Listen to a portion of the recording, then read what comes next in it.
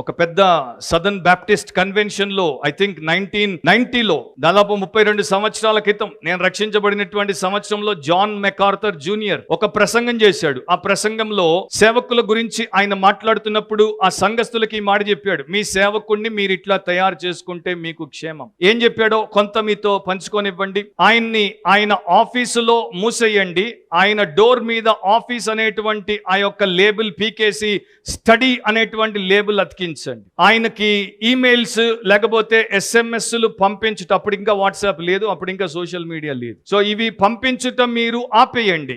ఆయన చుట్టూ బైబిల్ గ్రంథాన్ని అండ్ ఆయనకు ఒక టైప్ రైటర్ ఇచ్చి పరిశుద్ధ భక్తుల గ్రంథాలను ఇచ్చి దాంతో సమయము గడపమని అక్కడ మోకాళ్ళ మీదుండి ఆయన యొక్క హృదయం పగిలి ఆ యొక్క లేఖనాలు గ్రహించేటట్టు, తద్వారా పరిశుద్ధమైనటువంటి దేవుని గురించి ఉపరితలపు క్రైస్తవులుగా ఉన్నటువంటి సూపర్ఫిషియల్ క్రిస్టియన్స్గా పైపైన మాత్రమే తేలాడుతున్నటువంటి క్రైస్తవులకు దైవ జ్ఞానం పంచేటట్టు ఆయన సమయం గడుపునట్లు ఆయన్ని బలవంత పెట్టండి. ఆయన మీ యొక్క సమాజం అంతట్లో అందరికన్నా ఎక్కువగా దేవుణ్ణి ఎరిగినటువంటి వాడై ఉండునట్లు చూడండి. ఆయన దేవుడితో పోట్లాడినట్లు, దేవుడితో యుద్ధం చేయనట్లు, దేవుణ్ణి మాత్రమే ఆ యొక్క రింగులో వదిలేసి మీరు వెళ్ళిపోండి.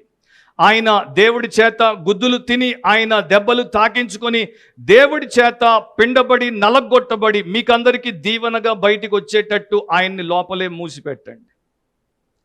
అండ్ ఆయన మీతో ఉన్నప్పుడు ఎప్పుడు కూడా ఆయన మీలాగా తగ్గింపు స్థితిలోకి వచ్చి అనవసరమైనటువంటి మాటలు మాట్లాడకుండా చూడండి. ఆయన్ని ఏది అవసరమో అదే అడగండి. ఆయన ఎంతసేపు దేవుడితో ఉంటే అంతసేపు మీకు క్షేమం. ఆయన యొక్క కన్నులు దేవుడి వాక్యాన్ని చదివి అలసిపోవాలి. ఆయన ముఖము దేవుడి సన్నిధిలో ప్రార్థన చేసి అలసిపోవాలి. ఆయన తన స్వంత ఆరోగ్యాన్ని గురించి పట్టించుకోకుండా మీ కొరకు, మీ యొక్క సంఘ క్షేమం కొరకు ఆయన జీవితాన్ని ప్రతిరోజు వ్యయపరచున్నట్లు, దేవుడి ఎదుట దీన మనస్కుడిగా, దేవుడి మహిమ కొరకే బ్రతికేవాడిగా తయారవునట్లు చూడండి. ఆయన టెలిఫోన్ కనెక్షన్ కట్ చేసేయండి. ఆయనకి బైబిల్ ఇచ్చి ఆయన్ని పుల్పిట్కి కట్టేయండి. ఆయన్ని పరీక్షించండి, ఆయన్ని ప్రశ్నలు అడగండి. ఆయనకి దైవ జ్ఞానం తప్ప మిగతా ఏదైనా ఉంటే దాన్ని ఆయనలో నుండి తోడేయండి.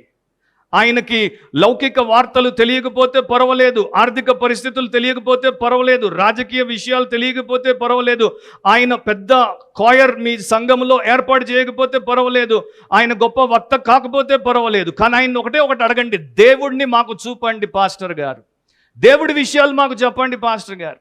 ఈ రోజున అట్లాంటి సంఘాలు ఎక్కడున్నాయి? ఈ రోజున అట్లాంటి సంఘ సేవకులు ఎక్కడున్నారు? ఈ రోజున అట్లాంటి సంఘస్థులు ఎక్కడున్నారు?